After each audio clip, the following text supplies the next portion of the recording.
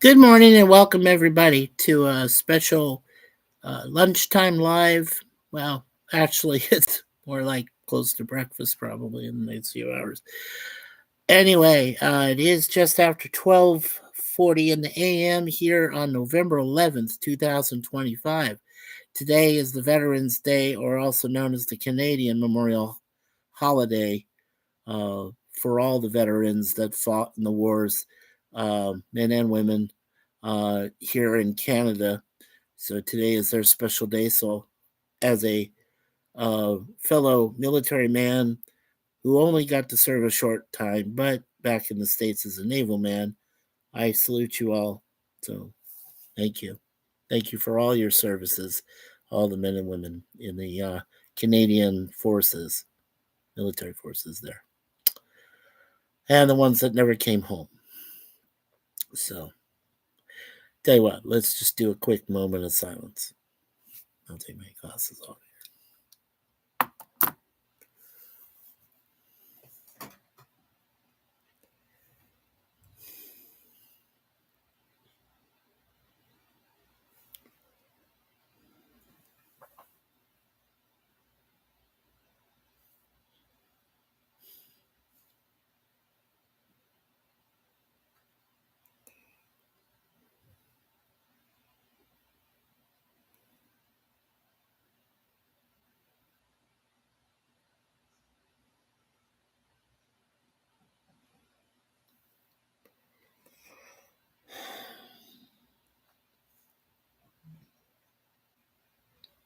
Okay.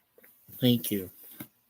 Thank you for all of that. I know we don't have anybody watching in the chat yet, but if you do rewatch, please also make sure you take a moment of your time for silence and whenever you want to, and remember all of the people, the veterans, and the people we lost in the military there in Canada and in the United States to an extent as well, and around the world. Okay, yesterday too was the 50th anniversary of the sinking of the Edmund Fitzgerald there in Lake Superior. 29 people lost. So all the prayers uh, still going out to all the families and the relatives and everyone who lost someone in that terrible sinking. All 29 sailors that lost their lives. So rest in peace eternally in your underwater uh, cemetery there with the Edmund Fitzgerald. And good on Gordon Lightfoot. He should be the only person, and I mean only person, to ever sing about the Edmund Fitzgerald, the wreck of the Edmund Fitzgerald. So, yeah. All right. Well, um, that's good now on the solemn part of our show. So now, again, this is also Lunchtime Live number 11, our next live webcam. And we have our next two episodes from both Get Smart and TOS, as we said, as we're trying to finish uh, both of those final pop culture series, at least until the end of the year. But I know with Get Smart, it's probably going to last another month or so. That's totally fine. As part of the great reveal, which I'll be doing on January 1st on a live stream, I will let people know that what I plan on doing is probably not going to start till probably after, I'm guessing at least February 14th, which would be 2026, would be Valentine's Day. So after Valentine's Day. Hello, Jim. Commodore Productions 01 is here. Remember, he's got great content on his channel, including some Star Trek fan films that he did with our friend and brother, Sci Fi Nation, also known as Jay, and his beautiful partner, Nikki, who still is terminal, and we're still praying for them every day.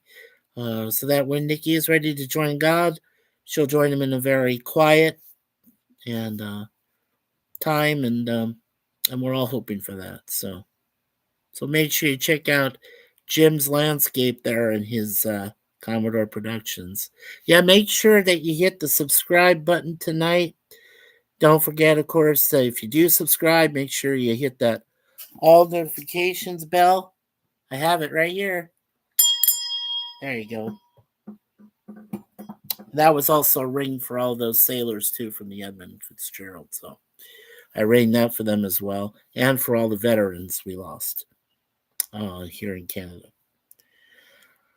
Okay.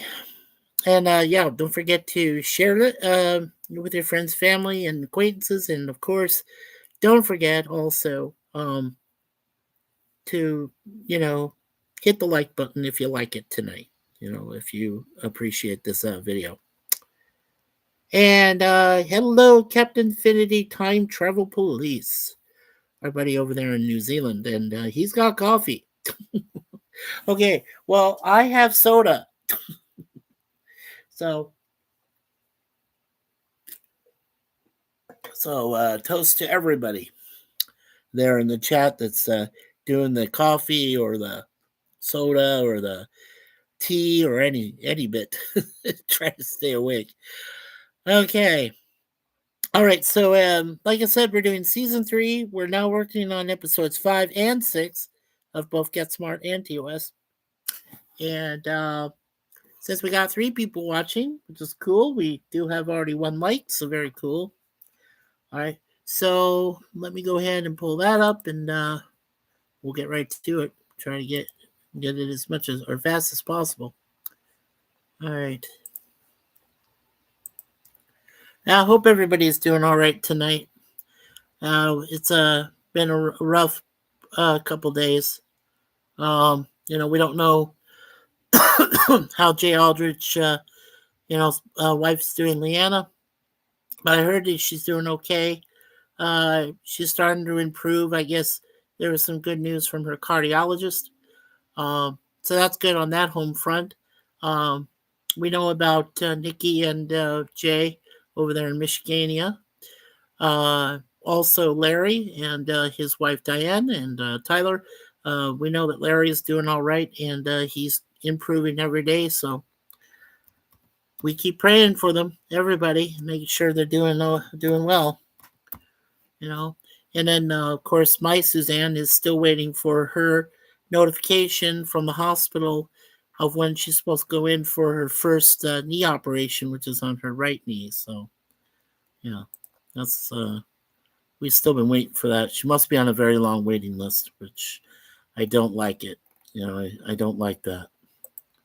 But the problem is we really don't have any control over it. So say some prayers for my wife as well.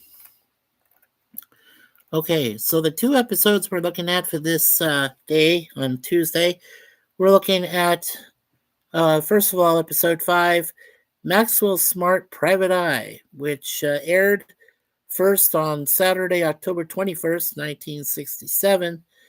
And then episode 6, which is called Supersonic Boom.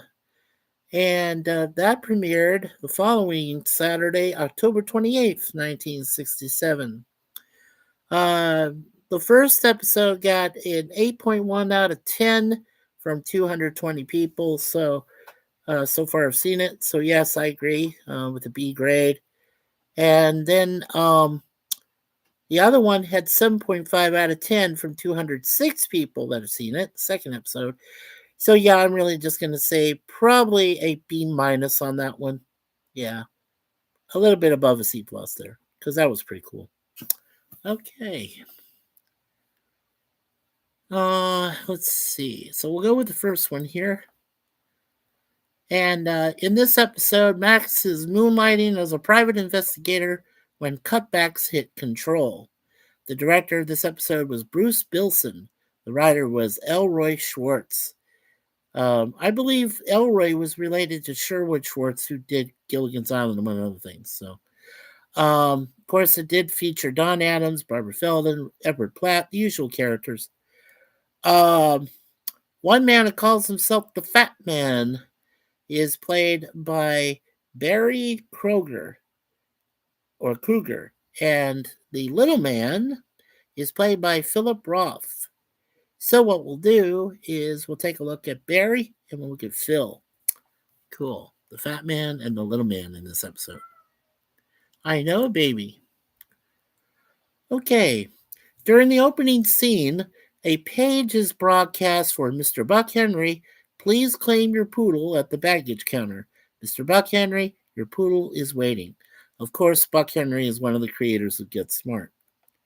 Max comments that no one knows what the CIA's budget is. For all practical purposes, that is correct. The CIA's budget is known only to its leadership, the president, and a few members of Congress. 99 uses her red revolver for the first time in this episode. The episode is a spoof of old detective movies with Smart moonlighting as a Sam Spade type detective. The Chaos agents are Mr. Peter and Mr. Sidney. However, the Peter Lorre look-alike is Mr. Sidney, and Mr. Peter is a large Sidney Greenstreet type fellow. Gordon Jump makes his final of 5 Get Smart appearances here, who did WKRB in Cincinnati later on. Okay, the Closet of Silence is used for the first time, since the Cone of Silence is on loan to the CIA. And Buddy Hackett appears unbilled as Wilbur in The Drapes. A very funny scene, too. Yes, he was, Buddy Hackett. Okay, and he was asked personally by Don Adams to appear, so very cool. Yeah, that worked out well. All right, so let's look at the goofs here, and looks like we only got about, we got 5, so that's cool. All right, so in continuity, during the gunfight outside the Aladon Arms Hotel, the sign got hit a few times. When Agent 99's gun runs out of bullets, the bullet holes on the sign are gone. Then, in a revealing mistake, the female client who goes out the window of Max's office supposedly falls to the street below, but she can be seen through the Venetian blinds standing outside the window. In a miscellaneous goof, Mr. Peter is shot dead inside Max's office, but his body's not on the floor when the chief enters the office. In an audio-visual unsynchronized goof, in the audio introduction, Barbara Feldon refers to the episode as Maxwell Smart Private Spy, while the title provided on the visual display is Maxwell Smart Private Eye. All right, and finally, there's an error in geography. Now, as Max and Miss Markoff leave the airport to rush into a cab, the doors they exit from is the same exit that was used later as a later episode, Don't Look Back. That was the exit to the bank that Max had been framed for robbing with the one-armed man. It was also used several more times in the same season, and it's also been used as the exit to the airport, the exit of the bank, and an exit to various safe houses. Very cool. Oh, yes, and there is a crazy credit in this thing. Lynn Borden is only credited as Girl, even though she introduces herself as Mrs. Weatherly. Also, Philip Roth presents himself as Mr. Sidney and Barry Kruger as Mr. Peter, but they are credited as Little Man and Fat Man, respectively. Oh, cool. All right, and let's see. No soundtrack. And of course, all filming done at Paramount Studios. All right, let's take a look at the Fat Man and the Little Man. Okay, so first we're looking at Barry. All right, we did lose Barry Kruger, unfortunately, in 1991. And he was in that really horrifying movie called Demon Seed in 1977 as an actor. He was born and educated in the well-to-do Alamo Heights area of San Antonio, Texas, and he first acted in local theatrical productions at the San Pedro Playhouse. His silky voice seemed tailor-made for a lengthy career on radio. By 1931, he was active both as announcer and purveyor of dramatic exploits and crime detection on network serials.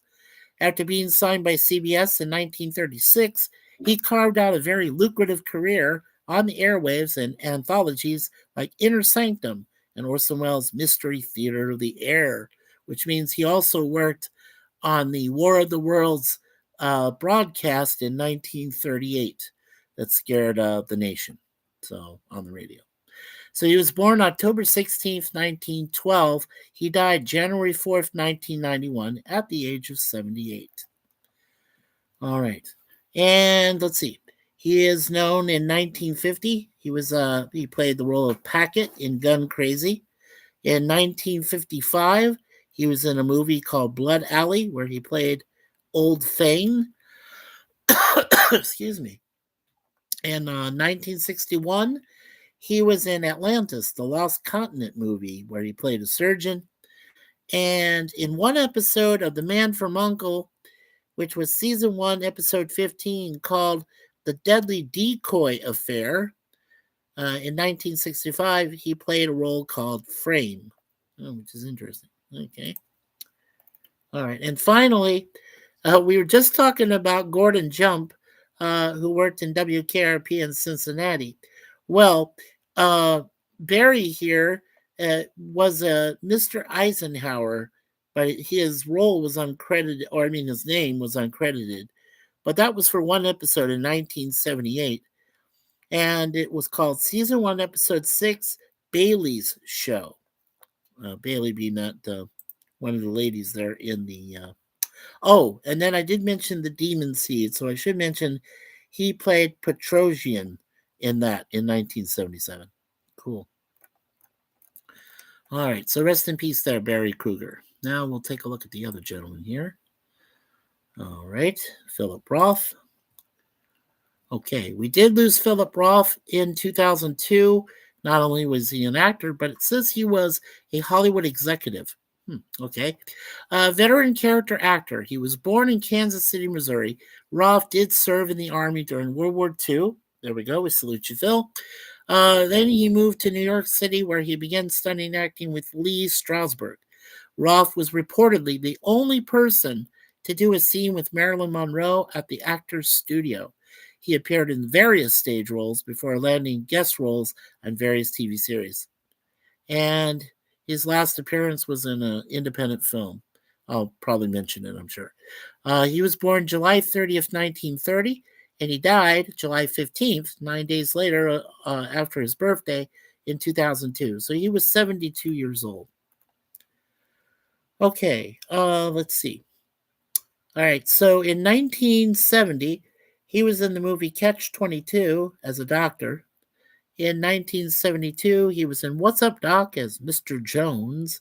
In 1975, he appeared with Jack Nicholson in One Flew Over the Cuckoo's Nest as Woolsey. And in 1980, he was a bookie in a movie called The Baltimore Bullet. Excuse me. And yeah, the name of the independent film that he appeared in 1998, his final performance was A League of Old Men. That's what it was called. Nothing else much on there. He did appear in other series like Cagney and Lacey, Tales from the Dark Side, Barney Miller, Sha-Na Na TV series, Charlie's Angels. Oh, that's cool. Let's see. What did he appear in? Oh, cool. His name was Eddie. Season 2, episode 4, called Angel Flight in 1977. Nice. Cool. Yeah. I was a big fan of Charlie's Angel. Yeah, Cheryl Ladd. That was the gal. Really nice. Sent me an autograph picture and everything. Okay. So that was the mini bio of Philip Roth. Okay, now we'll take a look at the second episode here coming up next. We've got Supersonic Boom. All right, and let's take a look at our chat. While we do, again, I want to thank Jim at Commodore Productions 01 and the captain, Captain Affinity, Time Travel Police, for both appearing tonight in the chat. I know how late it is for you gentlemen, but appreciate you being here for sure. And Sir Lemon Pie, hello, buddy. Hey, Mikey. Hi, Suze. Hello to Jim. Hello to Captain. And yeah, Sir Lemon, right. Reminds me of Fat Man, a little boy. Absolutely. Totally cool. And of course, Jim does say hello to the captain and, of course, Lemon. So very, very cool, gentlemen. Thank you so much for being so kind to one another. Alrighty. And we got 2 likes so far. Cool. We got 3 people still watching. So very cool. All right. So let's get to the next episode real quickly here. In this episode, Chaos can send out sonic booms at will and threatens New York City with one. The director was James Comack. He came back. The writers were Ben Jolson and Art Bear. And, of course, the usual suspects. And let's see. Okay. Well, let's go with. I think we've looked at Alex Rocco before, and I know we looked at. Well, I don't know if we looked at Farley Granger yet. So we'll go with Farley Granger, who plays Billet, and then there's Damian London, who plays Von Gunther. That sounds good. Bill Dana appeared again as a man on the street. He was uncredited. Dick Crockett was one of those chaos agents that was uncredited, and Gil Perkins was another guy. All right, so we'll look at Farley and we'll look at Damien. So I think Farley also played an announcer on one other episode, which we haven't done yet.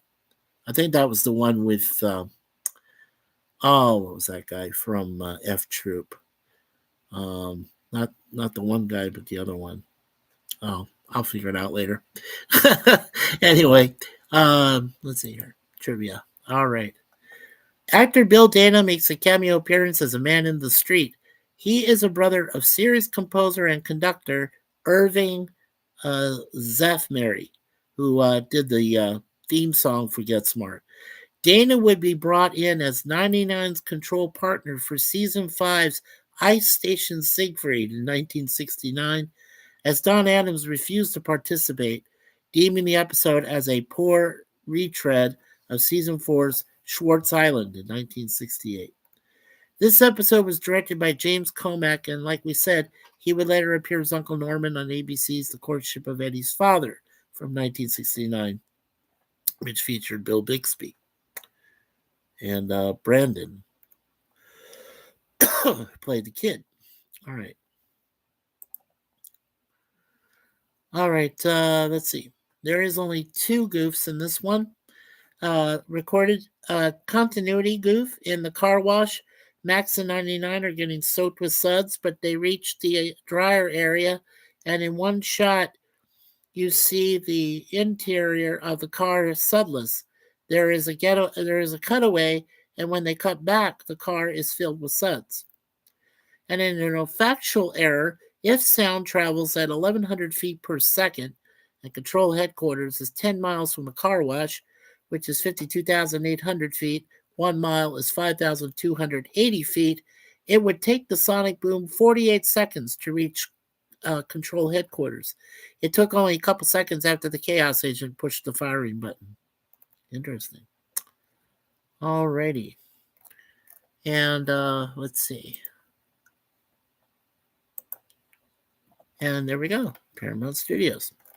Okay, so let's take a look at the gentleman there. Let's see here. Farley Granger. Okay. All right. Unfortunately, we did lose Farley Granger back in 2011. He not only worked on soundtrack, but also an actor, of course. And he did some voiceovers, I know, in some other productions. In 1990, he played in a movie called Malcolm. Let's see. Farley Earl Granger was born in 1925 in San Jose, California, to Ava Hopkins and Farley Earl Granger, who owned an automobile dealership. Excuse me. Right out of high school, he was brought to the attention of movie producer Samuel Goldwyn, who cast him in a small role in The North Star in 1943. He followed it up with a much bigger part in The Purple Heart in 1944, and then joined the Army. Thank you for your service there, Farley. After his release, he had to wait until Nicholas Ray cast him in the low-budget RKO classic They Live by Night in 1948 with Kathy O'Donnell. So it says he was born July 1st, 1925, and he died March 27th, 2011. He was 85 years old. Okay. And so in The North Star, he played a character named Damian Simonov in 1943. And then in 48, in a movie called Rope, he played Philip. In 1949, in a movie called Side Street, he played Joe Norson. And in 1951, he played Guy Haynes in a movie called Strangers on a Train. And let's see. Okay. Says here in a short called Very Close Quarters, he played Pavel. That was the last thing he was in that I can see. Posthumously, 2001, the last thing he did before he died was The Next Big Thing, where he played Arthur Pomposello, an Italian guy. Cool. He also did different series like Murder, She Wrote, As the World Turns, the soap opera The Love Boat, Tales from the Dark Side, One Life to Live, and the Invisible Man TV series. Nice. Okay, so that was Farley Granger.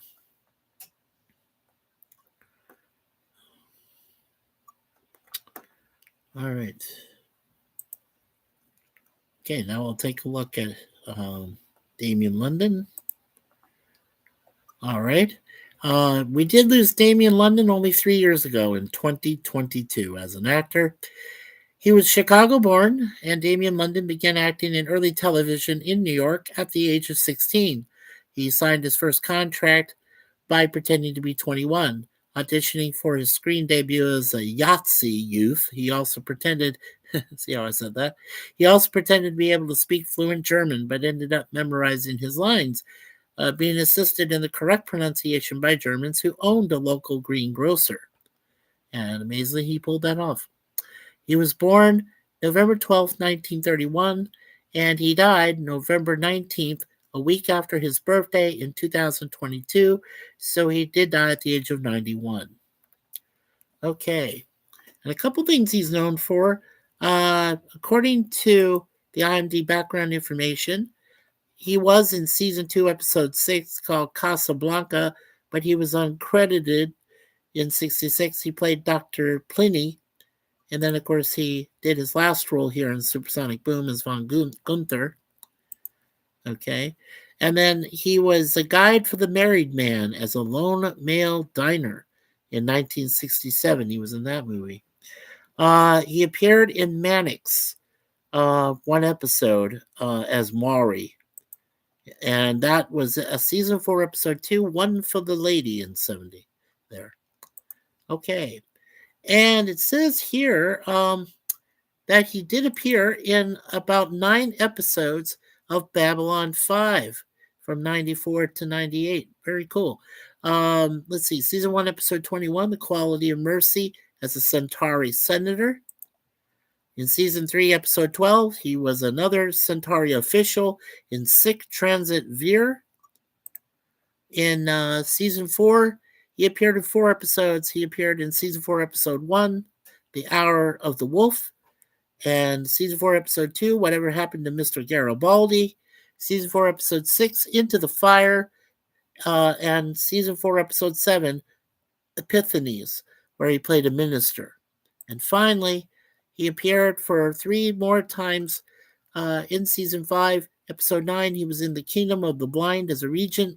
And he also appeared as a regent in both season 5, episode 17 of Movements of Fire and Shadow. And his final appearance, season 5, episode 18, was The Fall of Centauri Prime. So that was the mini career. Yep, and that was his last appearances, was in those episodes. So Damian London was the last time. Yeah, he had a good career. Alrighty. Okay, so we are done with At Least Get Smart, and we'll be doing 2 more episodes in 2 days on the 13th of November, whatever time I decide on. Those episodes will be called One of Our Olives is Missing, and the other one will be called When Goodfellows Get Together. So, cool. Alrighty. That one's a good one, actually, because that's where Dick Gautier, who comes in as Jaime the robot, he goes up against the Chaos robot, another robot. So, yep, funny stuff there. All right, let's take a look at TOS. Whoops. Yeah, hold on there. There we go. All right.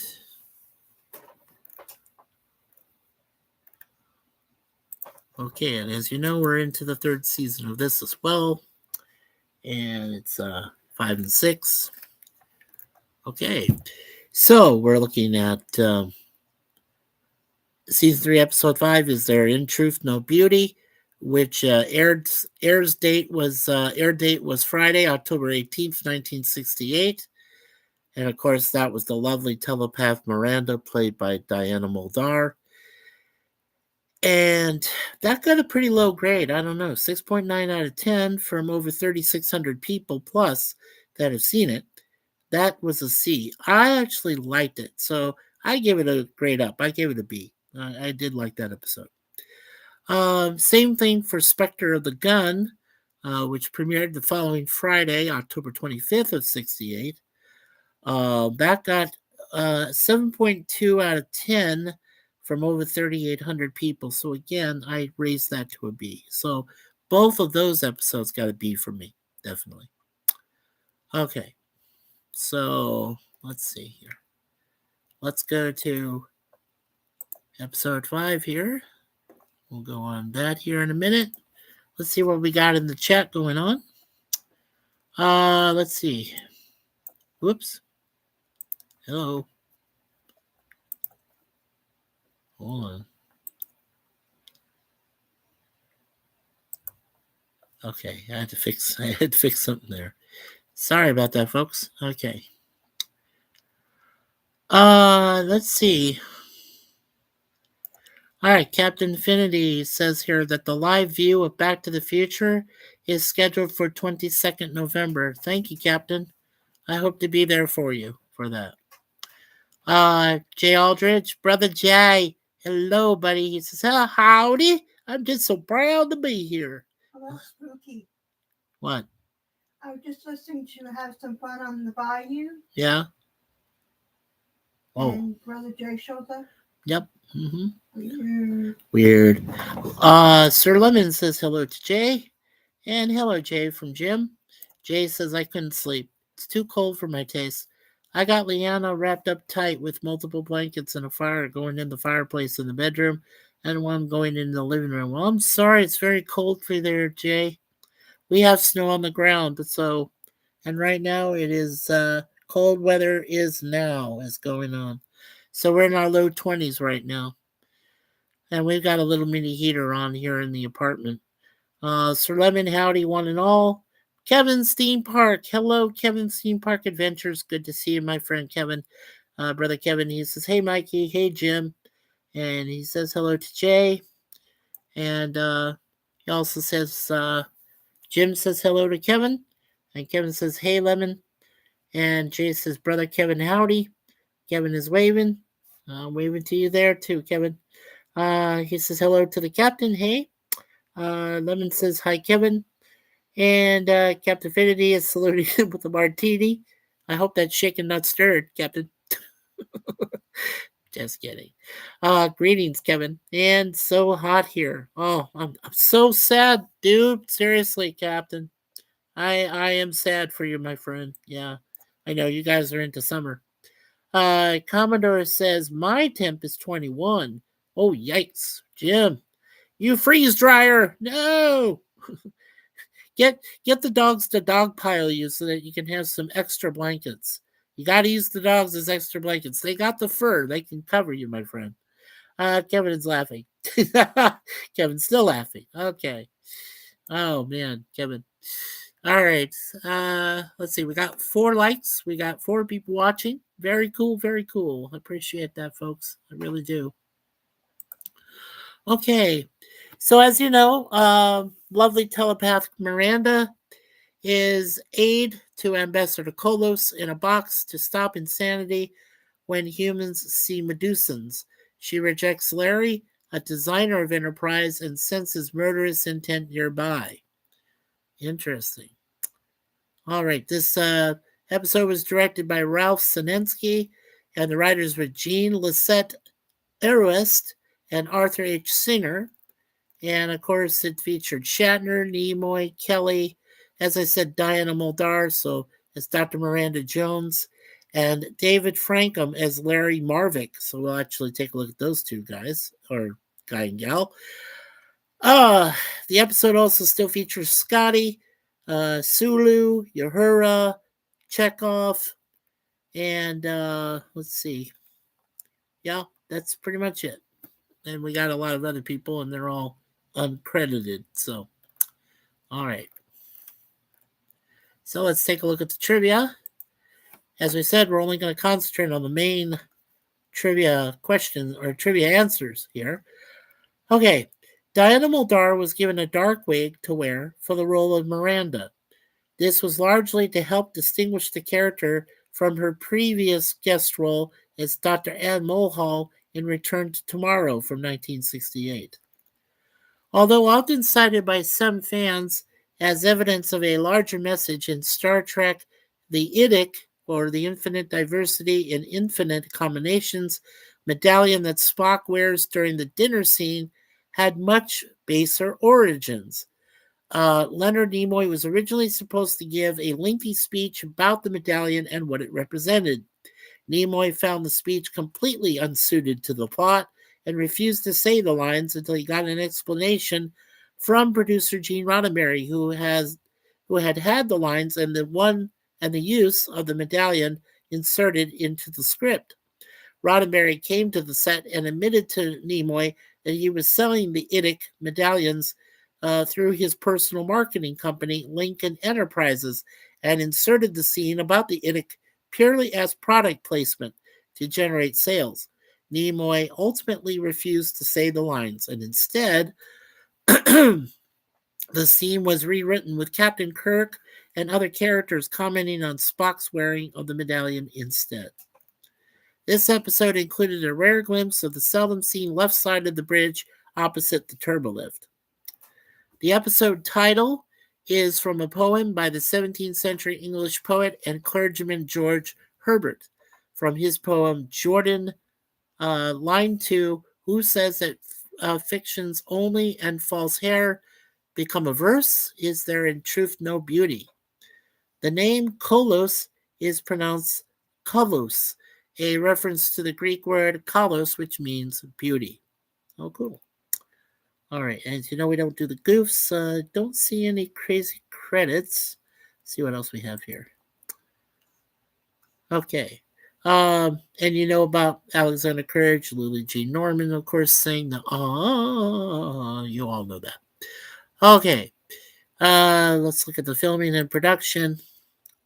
And as always, filmed on stages 31 and 32 of Paramount. And the filming dates were July 16th, 1968 to July 24th, 1968. So it took them 8 days to film this episode. Okay. All right, we'll take a look here first at Diana Muldaur. Okay. She's an actress, of course, still alive today. She just had a birthday back in August 19th. She was born in 1938. So she's officially 87 years old. That is so cool. Diana Muldaur is known for L.A. Law from 1986, Star Trek The Next Generation, of course, where she played Dr. Pulaski, McLeod, Born Free, The Other, and McHugh. In the 80s, Diana became the president of the Academy of Television Arts and Sciences. That's the academy that hands out the Emmy Awards. Diana's L.A. Law character, Rosalind Shays, was a widely discussed character in the 90s. Short after her success with L.A. Law, Diana decided to take a long break from acting. She was nominated for 2 Primetime Emmys. Okay. And a couple things that we read off here that she is known for. In 1970 to 77, she played Chris Coughlin in 15 episodes of McLeod. In 1989 to 1991, she was in 24 episodes of L.A. Law as Rosalind Shays. She did a movie called Chosen Survivors in 1974, where she played Alana Fitzgerald. That was her character. And then a character named Cynthia in The Swimmer in 1968. And we all recognize that. Well, some of us do, because Gorilla had shown the movie. It featured Burt Lancaster as a swimmer that went into different neighbors' homes. And yeah, Diana Muldaur was a very young thing then. So, yeah, she was pretty cool. couple more things she's known for, of course. She did do the voice of Dr. Leslie Tompkins in 5 episodes of Batman the Animated Series from 92 to 93. And of course, Lady Morgana for 2 episodes of The Legend of Prince Valiant. And I'm sure that Resolute Germ would recognize those. Let's see here. Okay. And in Star Trek The Next Generation, she did Dr. Pulaski for 20 episodes from 88 to 89. She was in 20 episodes of that. And like we said in the original Star Trek, she did 2 performances. Okay, so thankfully she's still breathing. Thank you, Miss Diana Muldaur. Let's see, is she working on any more projects? No, the last one so far she worked on was Finding Hannah, which was a movie from 2023, about 2 years ago. She played the role of Anat Bergman. Okay. So, all right. So after Diana, David Frankham. All right. And David Frankham is also still alive. And he worked in a movie called Tales of Terror from 1962. Let's see. English born David Frankham forged a respectable career as an expatriate in Hollywood. He had served with the British Army in India and Malaya. There we go. During the Second World War. Following his demobilization, he returned to Britain. In 1948, he began working for the BBC as an announcer, newsreader, and subsequently writer and producer. A one-time guest on his radio program, the famed vocalist Rosemary Clooney encouraged him to pursue acting as a profession. Given that he had always admired the golden age of radio and television, he decided to take her advice. He was born February 16th, 1926. So currently, he is the ripe old age of 95. Or, I'm sorry, he's 99. Oh, wow. So I take that back. He's 99. So if he can make February next year, he'll be the next actor or actress to reach 100 years old. That would be cool. I hope he does. Okay. So, let's see. In 1961, he did the voice of Sergeant Tibbs in the animated Disney series or Disney classic 101 Dalmatians. And then, of course, he's known for the episode here as Larry Marvick in Star Trek. And he was in Master of the World alongside of oh, great. Oh, I know my mind is going. Vincent Price, that's it. He was alongside him as Philip Evans in 1961. And then in Matinee Theater, a TV series from 1956 to 57, he was in 6 episodes of that. So cool. Let's see. The last thing so far he worked on was The House of the Seven Gables, was a movie short. He was the storyteller voice on that. And according to the IMDb background, it says here in pre-production, there's a movie called Plummet to Adventure where I think it's an animated one. He's doing Squadron Leader Thrilling in that. So it's probably another voiceover he's doing. 99 years old. That is, wow. That is insane. One of my only few favorite soap operas. He was in The Bold and the Beautiful for 3 episodes as Reverend Daniels in 1987. Oh, that's cool. All right, so that's David Frankham. Very cool. All right. All right, and as we get to our last episode for tonight, which of course this next one, which is Spectre of the Gun. Let's take a look at everybody here. Okay. And Jay says 32 here, but my thermostat shows 28 degrees. Well, I don't know if you should trust that thermostat or not, Jay, if you think it might be broken. You may want, but you know what? Go, for now, go with the lower temps and just make sure you're well covered up. Yeah, you and Leanna both. Yeah, make sure you're taking care of theirs, sir. Definitely. Oh, yeah, it sounds like the big Arctic vortex got a lot of people because I know there was like a big, huge swath which, had snow, rain, freezing rain, all that stuff. Yeah, it was pretty bad. Okay, and now for our second of two episodes for tonight, we have Spectre of the Gun, and as punishment for ignoring their warning and trespassing on their planet, the Melkoshians condemned Captain Kirk and his landing party to the losing side of a surreal recreation of the 1881 historic gunfight at the OK Corral. Director was Vincent Evity. The writers were Arthur H. Sinner and Gene L. Kuhn. Of course, it featured Shatner, Nimoy, Kelly, and Koenig, and Dewan, and of course Nichelle Nichols as Uhura. Let's see. Who can we look at? All right. Well, let's go ahead and look at Ron Sobel, who played Wyatt Earp, and Bonnie Beecher, who played Sylvia, Chekhov's love interest in the episode. And he got shot over it. Ah! Go figure that one out. Okay, so let's look at the trivia first. All right. The original script called for filming on an outdoor location, but due to budget constraints, filming took place right in the Paramount Studios. These constraints also prevented the set designers from building a complete Western town, and the concept of pieces of a town drawn from Kirk's mind was developed. Okay, for the third season, the velour tunics from the first two seasons have been replaced by polyester ones, which are better fitting but lacked the luster of the original velour. The new fabric was a heavy diamond weave nylon double knit material akin to that used in professional baseball uniforms. The switch was made because the original velour shrank every time it was dry cleaned. This was a problem because union rules required that costumes be cleaned before each use. DeForest Kelley appeared in other dramatizations of the same historical events.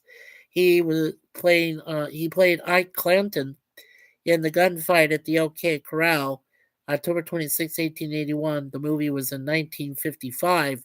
And then he played Morgan Earp in Gunfight at the OK Corral in 1957.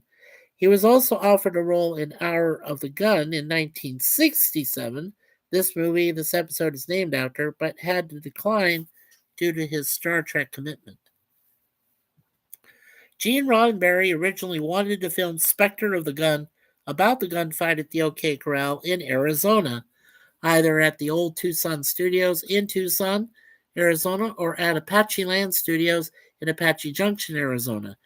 He found out that there was no budget to do it and had to rely on camera angles, bright, colorful lights, and dreamlike sets, which added to the episode's strange alien quality. After season 2, Star Trek was very nearly canceled. After a fan-led campaign, a third season was finally commissioned by the network, providing a budget cut of 25% was instigated. This is why the third season has little location filming, reused and repurposed props, and recycled special effects. Seasons 1 and 2 already had tight budgets, so a reduced budget was always going to be noticeable. This episode is one example where the budget cutbacks started to become apparent as the producers tried to keep the expenditures down. Okay, for this, there is a couple of spoilers, just 3 of them. One of them is there is a slight variation on Dr. McCoy's catchphrase, "He's dead, Jim." When Chekhov dies, McCoy says, "There's nothing I can do, Jim." Ike Clanton and Billy Claiborne both survive the gunfight, contrary to the show's storyline. Instead of McCoy's catchphrase, "He's dead," when Chekhov is shot, McCoy states there's nothing I can do for him, possibly an indicator that Chekhov is not dead. Well, that helps. Okay, so no goofs. Let's see. Okay. Yes, same information with the soundtrack. And let's see here. All right. And again, same information here with Paramount Studios at stages 31 and 32.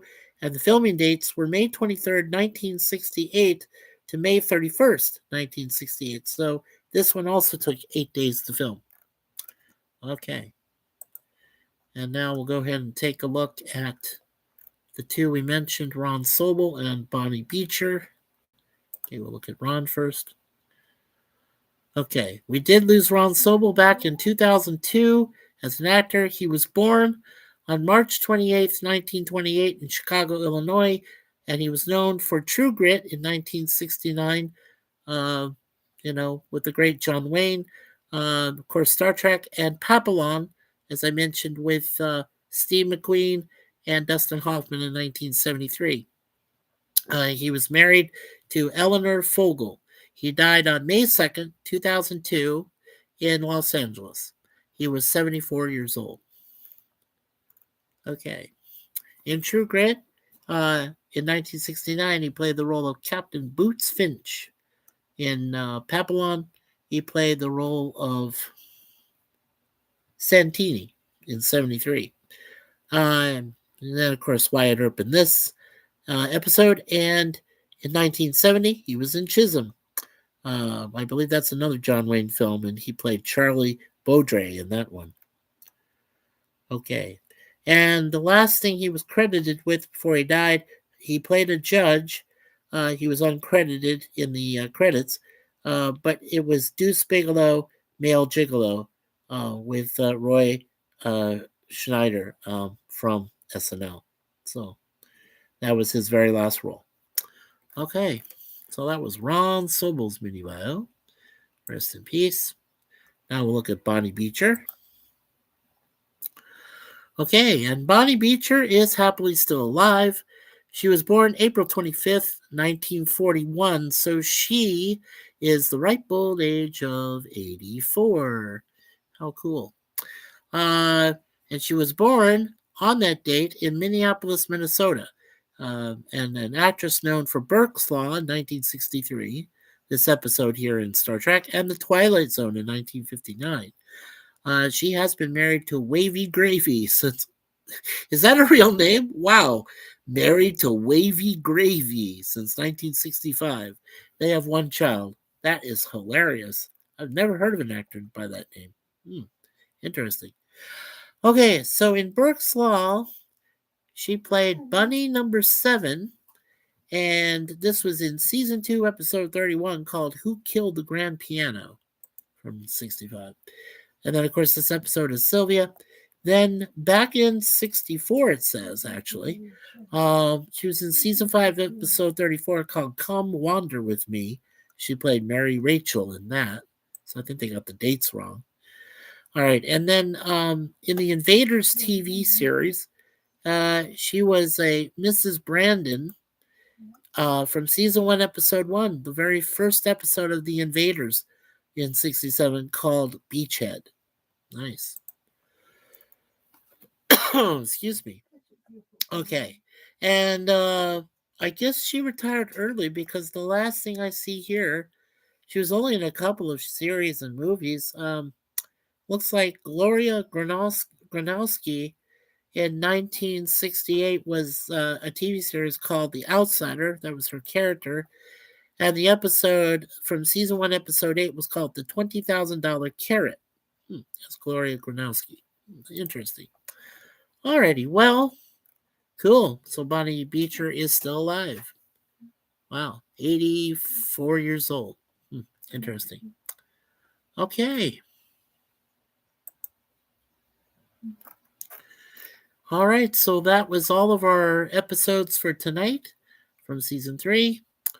And the next 2 episodes coming up on, I believe, this Thursday. Yeah. We're looking at Day of the Dove, which is episode 7, and episode 8, For the World is Hollow, and I Have Touched the Sky. So, both of those cool episodes. Alrighty.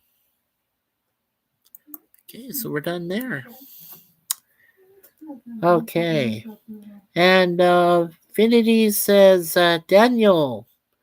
And Captain says 4 live streams and some gardening in the baking hot sun. You? Wow. Uh, yeah. Captain says, "Isn't that the timey wimey limey?" Yeah, I think so. And Mike say hi live. Welcome, Mike, my Swedish brother there in Sweden. Greeting, greetings, he says. Greetings, and greetings to you, my friend. Greetings to you. Good to see you. Okay, well, uh, this episode or this stream is dedicated to every one of you, but also to all of our Canadian veterans, men and women who served in all the different wars and battles over the years, and those who didn't come home. And we say special prayers for all their families and ones that did manage to get home. So we're thankful for that. Okay, so to retract here, Mike Seha, make sure you go to his channel there on YouTube. Mike Seha Live. He does a lot of great content in there, and also please check out the videos and the shorts that Captain Finity Time Travel Police does. He's got some good content there. Let's also uh, wish Jay and Leanna the best of the future for them as Leanna recovers from her heart problems she had, and also to hope that Jay does better. Kevin's Theme Park Adventures. Please make sure you check out his channel. He does have great content there, and he did recently download some video from the 70th anniversary of Disneyland. So make sure you guys check that out. Commodore Productions 01, as I said, Jim's Landscape. He does like doing the Star Trek fan film on occasion, and he also has some other good content there, so make sure you check him out, please. And Lemon Pie, of course, Lemon Pie is a great managing moderator for our channel, so hopefully, you respect him and say hello to him whenever you get a chance. He's a great man there in Texas. Let's see. Yeah, and I know I'm forgetting somebody. Okay. There's Jay, Captain. All right, Lemon. No, I did get everybody. Okay, very cool. All right, so make sure you check everybody's channels out. Thank you, Mikey. You're welcome, Captain. You are most welcome. Absolutely. It's got good content there. Okay, so on behalf of myself and Suzanne, and of course our fur babies, Moonpie and Deja Vu, we want to thank all of you for being here tonight. I know it's late. I know it's very, very early in the morning, and I'm sure early for some of you, different parts of the world and so on. But appreciate you all, really do.